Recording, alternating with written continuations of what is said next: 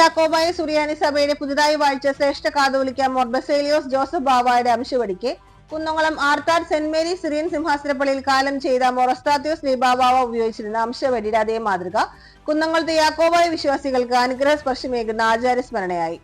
ചൊവ്വാഴ്ച രാത്രി ലബനോനിൽ വെച്ച് നടന്ന കാതോലിക്ക സ്ഥാനാരോഹണ സൂക്ഷ്മത്തെ അംശവടി കൈമാറുന്ന സൂക്ഷയിലാണ് പരിശുദ്ധ ഇഗ്നാത്യോസ് അപ്രേം രണ്ടാമൻ പാത്രികിസ് ബാവയാണ് പരിശുദ്ധ ഒസ്താത്യോസ് ബാവ ഉപയോഗിച്ചിരുന്ന അംശവടിയുടെ അതേ മാതൃകയെന്ന് വിശ്വാസ സമൂഹത്തെ അറിയിച്ചത്. കഴിഞ്ഞ ഞായറാഴ്ചയാണ് മൊറസ്താത്യോസ് ലീബാ ബാവയുടെ 95ാമത് ഓണം പെരുന്നാൾ ആചരിച്ചത്. 1908 ശ്രീബാ ബാവ മെത്രായതിനു ശേഷം ഉപയോഗിച്ചിരുന്ന അംശവടിയുടെ മാതൃകയിലാണ് പരിശുദ്ധ പാത്രികീസ് ബാവ ശ്രേഷ്ഠ കാതോലിക്ക ബാവയ്ക്ക് ലഭിച്ച അംശവടി അപൂർവതയാണ്.